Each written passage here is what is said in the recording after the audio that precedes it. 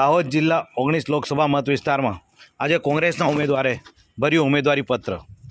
સમગ્ર દેશમાં 2024ની લોકસભાની સામાન્ય ચૂંટણીની જ્યારે જાહેરાત થઈ ગઈ છે અને ચૂંટણીના પડઘમ તરફ વાગી રહ્યા છે, ત્યારે દાહોદમાં આજે કોંગ્રેસના ઉમેદવારે પોતાનું ઉમેદવારી પત્ર ભર્યું હતું। દાહોદ 19 લોકસભા મત વિસ્તાર માટે ઉમેદવારી પત્ર ભરવા માટે કોંગ્રેસના ઉમેદવાર ડૉક્ટર પ્રભાબેન તાવિયાડે પોતાનું નામાંકન દાહોદ ચૂંટણી અધિકારી યોગેશ નીરગુડે સમક્ષ ભર્યું હતું। કોંગ્રેસે નામાંકન ભરતા પહેલાં વિજય રેલીનું આયોજન કર્યું હતું અને સભામાંથી કાર્યકર્તાઓ દ્વારા દાહોદ ઇન્દોરા હાઈવેથી એક ખાનગી પ્લોટમાંથી રેલી સ્વરૂપે કાર્યકર્તાઓ પ્રભાબેન તાવિયાડના નિવાસસ્થાને પહોંચ્યા હતા અને ત્યાંથી જિલ્લા કલેક્ટર કચેરી ખાતે ચૂંટણી અધિકારી યોગેશ નીરગુડેને પોતાનું નામાંકન સુપ્રત કર્યું હતું।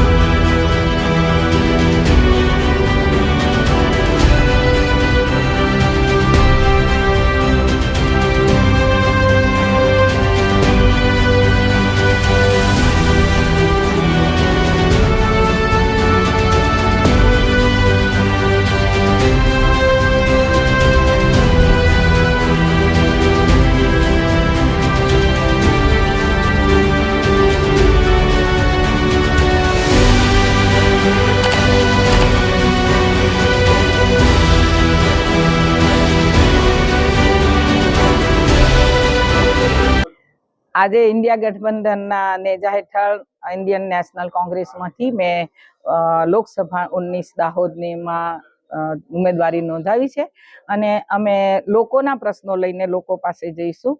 લોકોને ખેડૂતોનું દેવું માફ નથી થયું, જે મોદી સાહેબે પહેલા બેઠકમાં કરવાની વાત કરી હતી, 15 લાખ રૂપિયા આપવાની વાત કરી હતી, એમાં કોઈને બિચારાને બેંકના ધક્કા ખાઈને થાકી ગયા। મોંઘવારી એટલી વધી ગઈ છે કે જે 70-75 રૂપિયે તેલ મળતું હતું 200 રૂપિયા ઉપર થઈ ગયું ખાવાનું તેલ।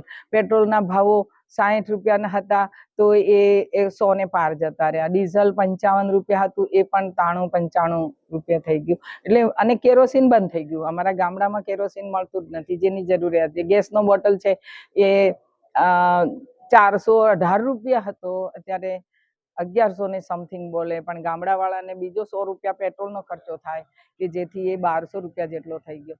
આવા નાના નાના મુદ્દા છે। પ્રાઇમરી જરૂરિયાત એ નળ સે જળ વાળો છે, પછી સિંચાઈનું પાણી છે, આ બધા મુદ્દા લઈને અમે જઈશું। ટ્રાન્સપોર્ટેશનનો મુદ્દો છે કે કોરોના પછી જે ટ્રેનો બંધ થઈ ગઈ એ પાછી ચાલુ થવી જોઈએ।